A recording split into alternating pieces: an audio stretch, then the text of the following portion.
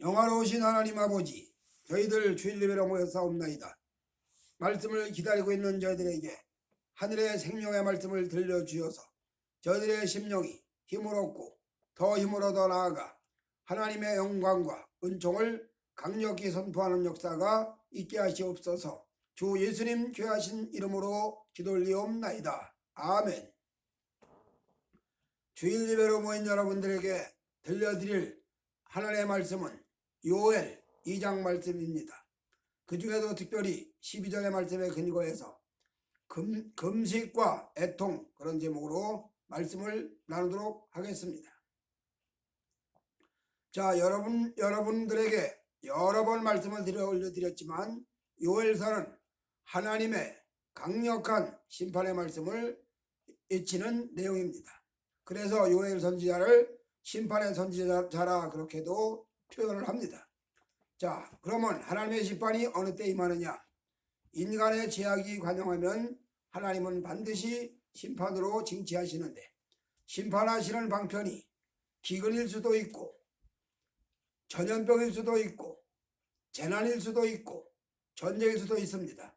이렇게 하나님의 심판은 여러 가지 방편으로 인간들이 나타나서 반드시 하나님의 공의가 세워지도록 그렇게 역사해 가십니다.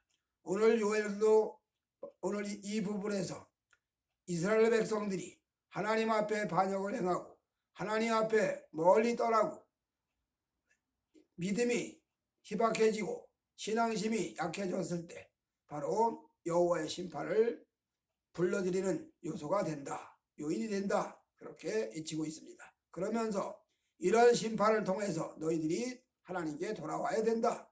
그리고 어떻게 돌아와야 되느냐? 금식하며 애통하며 돌아와야 된다, 그렇게 말씀을 합니다. 자, 믿음 생활하는 사람들에게 있어서 금식이라는 것 대단히 중요합니다. 의학적으로는 금식을 하면 인체가 영양소를 공급받아야 살고 또 이런저런 부분에서 이렇게 해서 금식하면 인체에 장애가 온다, 그렇게 얘기를 합니다. 물론 의학상으로는 그런 얘기가 맞죠. 그러나 우리가 영적인 문제에서 하나님 나가는 방편에서는 금식은 절대 불가결한 하나님 앞에 쌓아야 하는 모든 제약이 해결될 수 있는 그런 도구가 되기도 한다는 이야기입니다. 어쨌든 이사야는 금식에 대해서 이렇게 말합니다.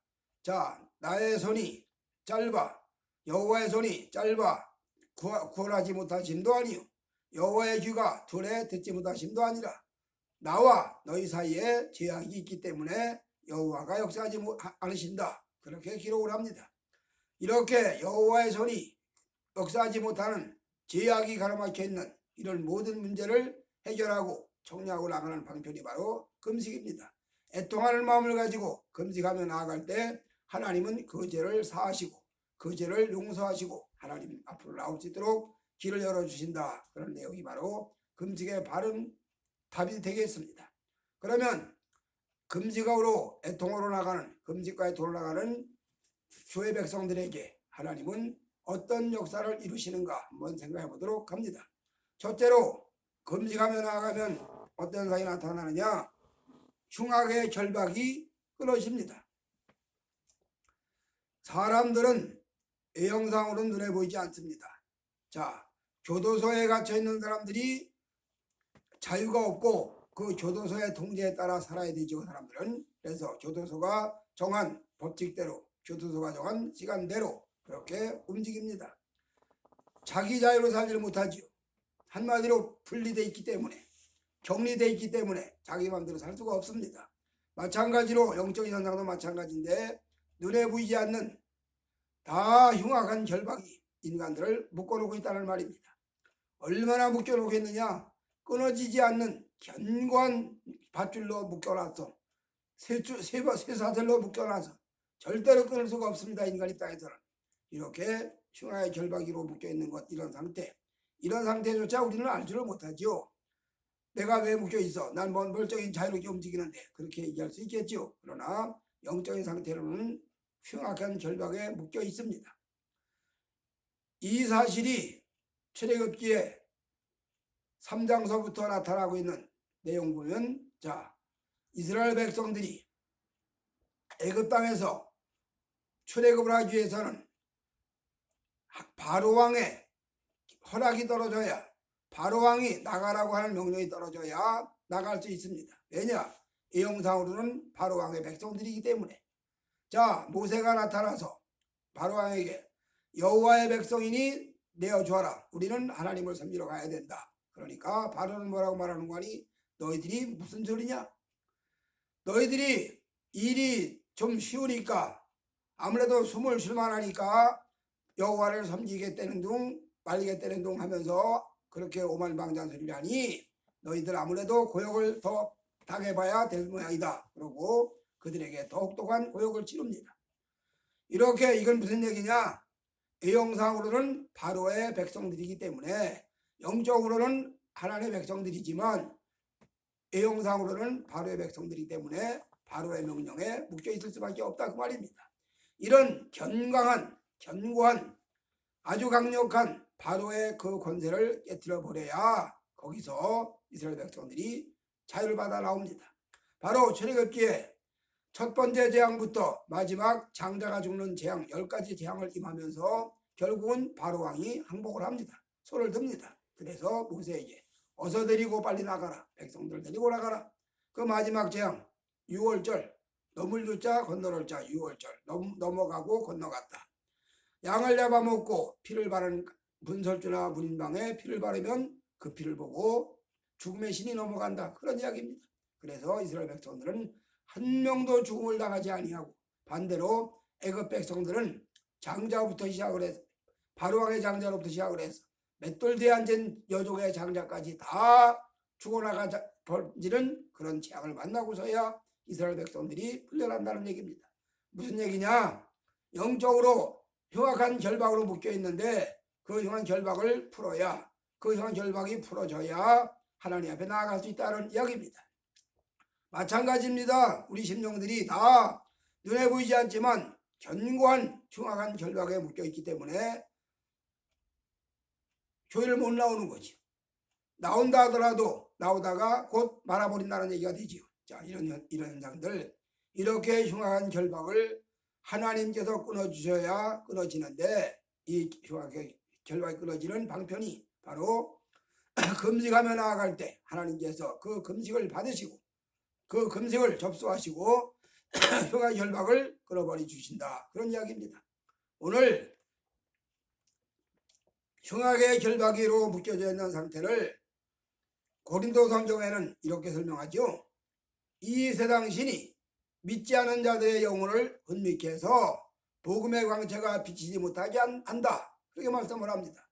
또 요한복음의 요한은 이렇게 말하기를, 자, 어둠에 빛이 비치되 어둠이 깨닫지 못하더라.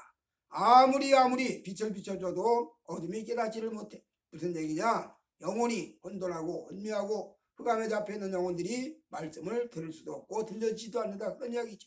결국 그것은 다른 말로 말하면 영적으로 흉악한 결박에 묶여있기 때문에 그 묶여진 결박으로 인해서 옴짝달싹을 못한다는 이야기입니다. 바로 하나님 앞에 은혜를 구하고 잘못을 회개하고, 주여, 인생들 우리 모두가 다 나 자신부터가 다 하나님 앞에 잘못을 저질렀나이다. 이 모든 잘못을 용서받기를 원하나이다. 이 모든 잘못을 사죄함 받기를 원하나이다 하고 나아갈 때, 금식하며 나아갈 때, 애통을 하고 나아갈 때 하나님은 그 결박을, 흉악한 결박을 끊어버리신다, 그런 이야기입니다. 그 다음에 두 번째로 급속한 치료입니다. 사람의 몸에 병이 들면, 이 병이 들어와서 자리를 잡으면 통증이 오지요. 말도 못하는 통증과 아울러 밤잠을 못 자지요. 밤새도록 신음을 합니다. 애를 쓰고 고통을 하고 엎쳐도 안 되고 뒤져도 안 되고 옆으로도 안 되고 앉아도 안 되고 기가 막힌 통증으로 잠을 이룰 수가 없습니다. 그러다 보니까 잠을 못 이루니까 뜬 눈으로 나와서 밤을 지새기도 하고, 제가 교회 나가기 직전에 18살 고무렵이지요. 그때 종기가 다리 사이에 발생을 해서 이것이 낮에는 그런 대로 견딜만 한데 밤이만 되면 얼마나 쑤시고 결리고 아픈지 견딜 수가 없습니다. 엎드려도 아프고 누워도 아프고 옆으로 넣어도 안 되고 일어나 엎드려도 안 되고 그래서 문을 열고 대돌에 우두거리 앉아서 깊은 밤을 의시하면서 그냥 막연히 그냥 초연히 그냥 그렇게 지나갑니다. 얼마나 고통스러운지 말로 다 알 수가 없습니다. 이렇게 사람 몸속에 질병이 들어오면 그 질병이 사람으로 하여금 고통을 수반하고 그로 인해서 말도 못하는 어려움을 겪어야 되죠. 몸의 고통, 몸의 질병뿐만이 아니라 마음의 질병도 마찬가지죠. 마음의 병이 들면 이 마음의 병이 들면 그로 인해서 여러 가지 현상이 나타나죠. 젊은 사람들 같으면 청춘 남자들 같으면 실연의 아픔이라든지 혹은 또 가족관계 이별이라든지 이런 모든 아픔을 통해서 마음의 병드는 병든 이건 몸의 병드는 것보다 더 힘들죠. 이런 심신이 다 병들어서 이사야성경의 말로 들려 말하면 머리부터 발까지 다 멍들고 병들고 맞은 흔적뿐이고 상처뿐이고 그럼에도 불구하고 여호와께 더 범죄한다. 그렇게 이사야가 외치고 있습니다. 오늘 이렇게 몸이 병들고 마음이 병들고 만진창이가 된 그 신령들이 의학으로도 일부 해결을 받습니다. 심리적으로도 일부 치료를 받습니다. 그래서 심리치료, 웃음치료, 별별 치료가 다 나오죠. 웃으면 보약이라는 등 물론 당연한 얘기입니다. 틀린 얘기는 아니에요. 웃으면 모든 질병도 사라지고 감사하면 또 마음의 모든 질병도 사라지고 육체의 질병도 사라지고 긍정적인 사고방식을 가지면 어떻게 되고 다 맞는 말이지만 그러나 결국 정답은 아닙니다. 부분적이지요. 다 이렇게 마음과 몸이 병들어서 신음하는 그 심령들 속에 결국 하나님의 치료의 손길이 임해야 비로소 완치가 됩니다. 이걸 우리는 여호와 라파라고 그러죠. 여호와의 치료하심이라고 말합니다. 교회에 나가기 전에 참 기가 막힌 질병이 한두 가지가 아닙니다. 귀에서 귓물, 귀젖이라고 그러죠. 줄줄줄 흘러서 얼마나 더럽게 흘러내리는지 양쪽 귀가 다 고름이 질질 흘러내립니다.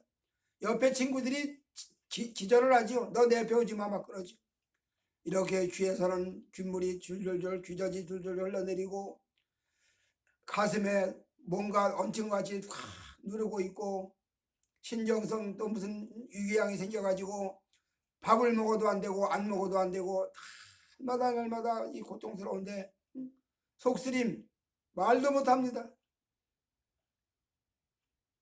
아마 종합병원이라고 해도 과언이 아니에요.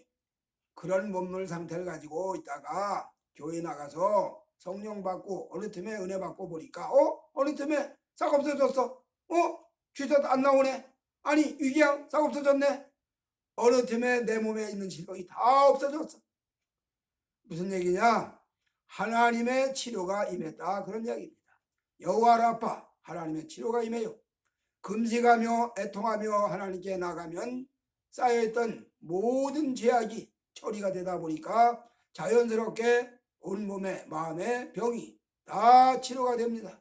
치료가 그냥 되는 게 아니라 급속한 치료가 됩니다. 바로 이사야 성경 58장에 이렇게 예언을 하죠. 치료가 급속할 것이며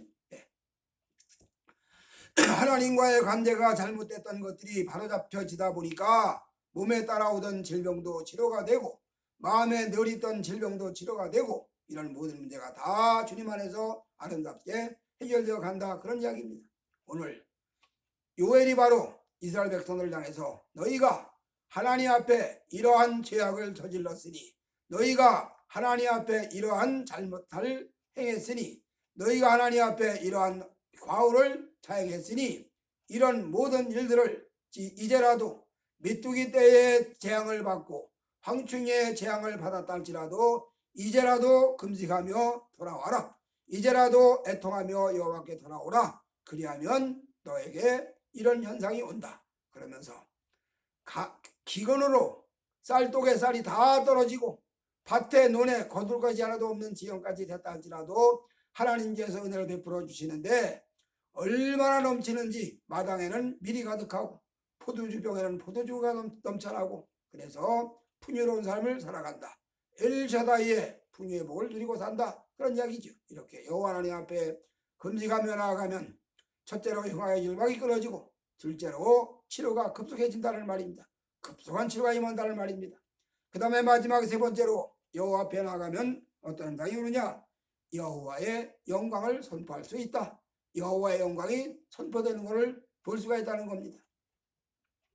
자, 온 천하의 우주에 여호와의 영광이 충만하지요.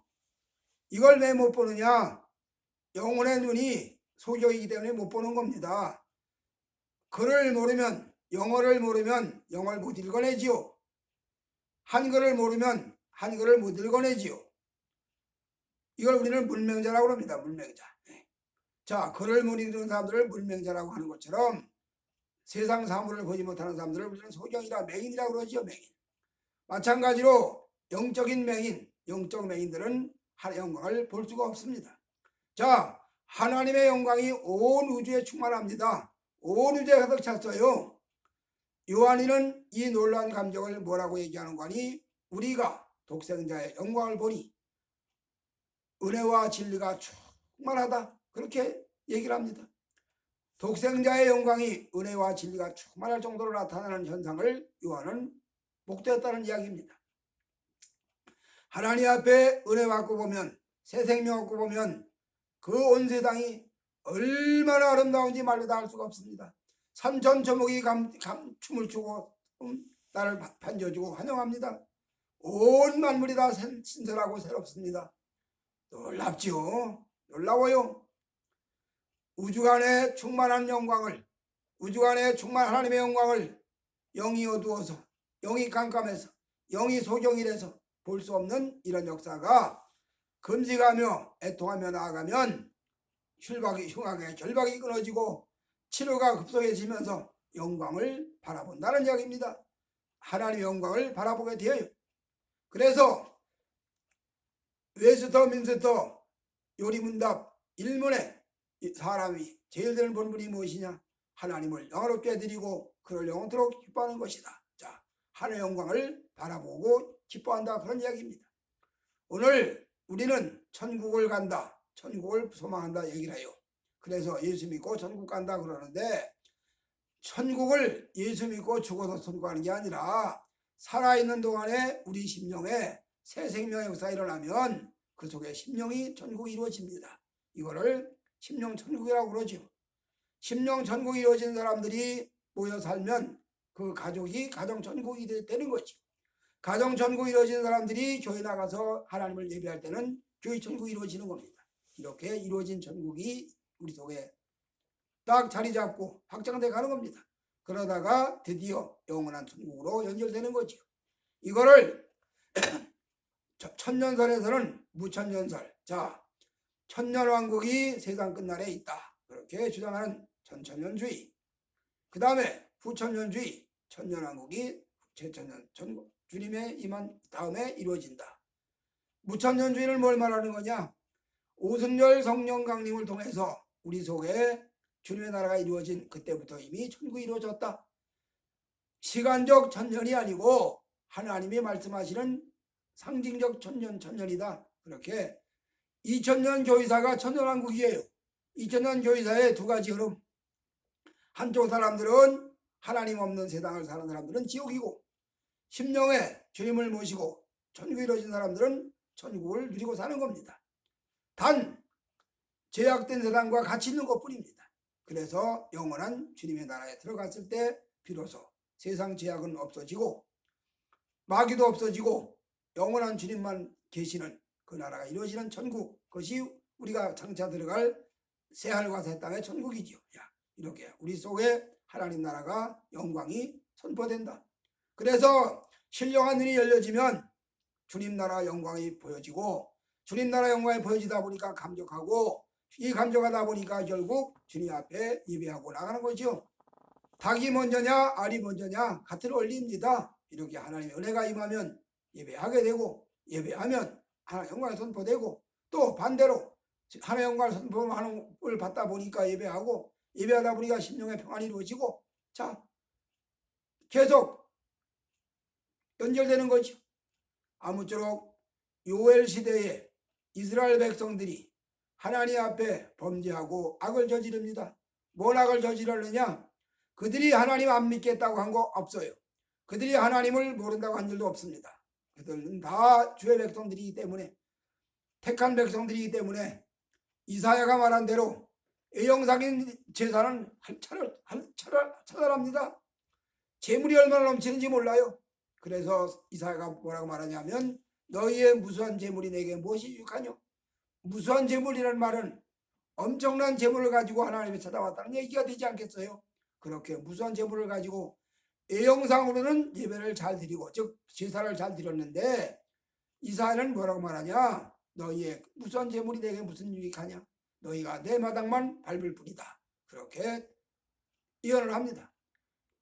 요엘도 마찬가지 맥락입니다. 그들이 하나님을 안 믿었다는 얘기가 아닙니다. 믿기는 믿었는데 진실이 없었다는 이야기죠. 믿긴 믿었는데 그 속에 성심이 없었다는 이야기입니다. 호세아의 말을 빌려 말하면 인애도 없고 자비도 없도다 그 말입니다.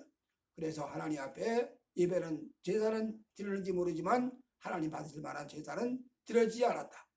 다른 말로 말하면 가인이 제사를 분명히 드렸죠. 가인 제사 안 드렸습니까? 가인도 제사 드리고 아벨도 제사 드렸는데 가인의 제사는 하나님 연락지 아니했다. 마찬가지로 요엘 시대의 이스라엘 백성들이 하나님 앞에 제사하고 나갔지만 그 제사가 하나님 앞에 연락되지 않는 제사였다. 그런 이야기입니다. 그렇기 때문에 결국 그런 제사를 드리는 그 백성들이 모든 뭘 저지르느냐? 악을 저지르죠. 죄를 만들죠. 결국 그 죄와 악의 심판이 오고 그 심판으로 인해서 먹을 것이 없는 기근이 온다는 말입니다.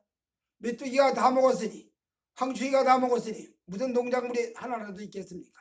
결국 농작물을 거두지 못하다 보니까 배고파지고 가난해지고 어려워지죠.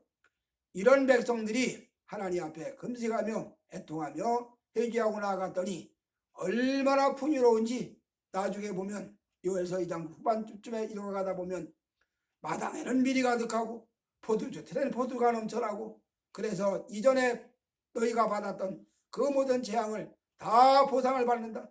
넘치도록 보상을 받는다. 그렇게 말씀을 합니다. 오늘 우리가 이 땅 사는 동안에 하나님의 말씀에 힘입어서 잘못된 믿음을 가진 사람들, 삐뚤어진 믿음을 가진 사람들, 뒤틀린 믿음을 가진 사람들 회개하고 금식하면서 애통하면서 정리하면 반듯하게 펴지면 그로 인해서 하나님의 축복을 받는다. 이것이 바로 요엘 메시지의 중요한 핵심 내용입니다.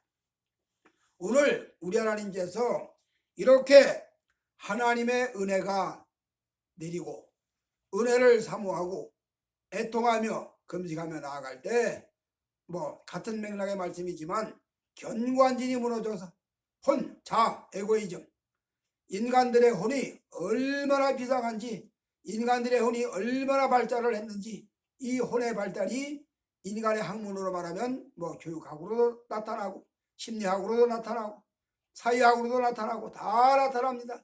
저마다 다 그 분야의 전문가라고 10년 동안 공부하고 연구해서 박사학위 받았다고 그래서 이야기하면서 또 얘기를 재밌게 하면 다 귀를 기울이고 따라가죠. 틀린 말은 아니지만 그러나 그것은 뭘 말하냐? 견고한 진입니다. 자, 에고이즘이 강해지는 겁니다. 결국 하나님을 찾는 길에는 도움이 별로 되지 않습니다. 하나님을 섬기는 믿음으로 나가는 길에는 장애가 될 뿐이지 유익은 거의 없습니다. 물론 그런 일을 통해서 하나님 앞에 나가는 방편도 되기는 되지만 즉 디딤돌도 되지만 거침도 되는 경우도 있다는 이야기입니다. 오늘 우리 하나님께서 우리 혼의 자, 에고이즘 이 자아가 하나님의 은혜가 내리면 금식하며 애통하며 나아갈 때 결국 이 견고한 진이 무너져 내립니다. 강력한 진이 견고한 진이 무너져 내리고 그 자리에 성령의 통치가 이루어집니다. 이것을 주기도문에는 뜻이 하늘에서 이루어진 것 같이 땅에서도 이루어지이다. 그렇게 말씀하는 걸로 표현합니다. 우리 심령 속에 여호와 하나님의 통치가 이루어지고 늘 제가 그런 말씀을 자주 드렸지만 지리산에 6.25 전후에 지리산의 빨치산들이 활동을 합니다. 분명 그 땅이 대한민국 땅이지만 빨치산들이 춘동을 하는 동안에는 대한민국 땅이랄 수가 없습니다. 그들이 다 토벌되고 진압되고 나서야 완전히 대한민국 땅으로 통치가 가능합니다.